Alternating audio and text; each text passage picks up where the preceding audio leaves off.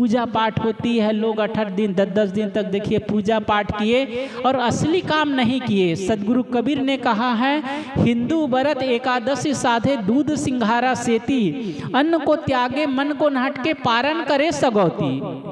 क्या कहते हैं लोग, अन्न का त्याग कर देते हैं कि हम 10 दिन तक, अभी नवरात्रि का त्योहार है तो 10 दिन अन्न नहीं खाएंगे, या फिर फल फूल खाकर रहते हैं। कितने लोग होते हैं मिठाई नहीं खाते हैं, कितने लोग होते हैं नमक नहीं खाते। तो ये मीठा नहीं खाने से, नमक नहीं खाने से, अन्न नहीं खाने से ये असली पूजा नहीं है। असली पूजा तो तब होगी जिस दिन मन के कलमश, मन के विकार धुल जाए। सदगुरु कबीर कहते अन्न को त्यागे, अन्न को तो त्याग कर देते, मन को न हटके, मन को नहीं साधता है।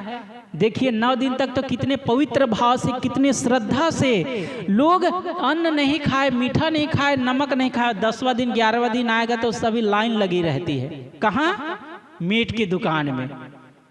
अब वो पूजा जैसे वो वैसा हो गया जैसे कोई हाथी होता है ना, सरोवर में जाता है, नदी में जाता है और स्नान करके निकलता है, जैसे ही बाहर निकला फिर अपने सूंड से धूल भर लेता, अपने शरीर में छिड़क लेता है, तो नहाया ना नहाया बराबर हो जाता है। ऐसे ही इतने दिन की उसकी साधना, इतने दिन की पूजा पाठ सब बराबर हो जाता है। जब 11वां दिन जाकर वहां लाइन लगाता है और बड़े चाव से अपने रसोई घर में लाकर उसको पकाता है, फिर खा जाता है।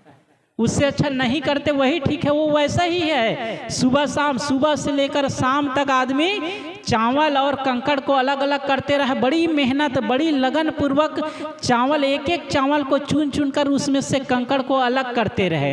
अब शाम को समय हुआ तो फिर एक में मिला दी, शाम का समय हुआ फिर चावल और कंकड़ को एक में मिलाकर बोरी में रख के निश्चिंत हो गया कि हमने तो अपना काम कर दिया। अलग हुआ क्या?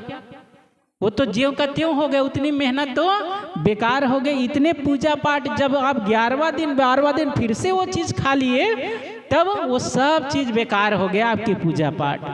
सदगुरु कबीर कहते अन्न को त्यागे मन को न हटके। जब मन को आप साध लेते, वही जो पर्व आप किए 10 दिन 11 दिन, यदि वो आपके जीवन में उतर जाता कि हमें अब आजीवन, हमको अब शाकाहारी हो जाना है, हमको ये गलत चीज छूना ही नहीं, तब समझता आदमी कि मेरा जीवन बदल गया, पूजा पाठ सार्थक हो गई, इस साल की नवरात्रि मेरी सफल हो गई।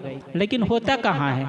10 दिन 11 दिन पूजा किए फिर वही सब कर रहे हैं। इसलिए सदगुरु कहते हैं कि अब हर घर में रावण बैठा, हर घर में रावण बैठा हुआ, उसको तो कोई मारता ही नहीं, उसको तो कोई जलाता ही नहीं, तो राम राज्य कहाँ से आएगा? जीवन में शांति कहाँ से आएगी?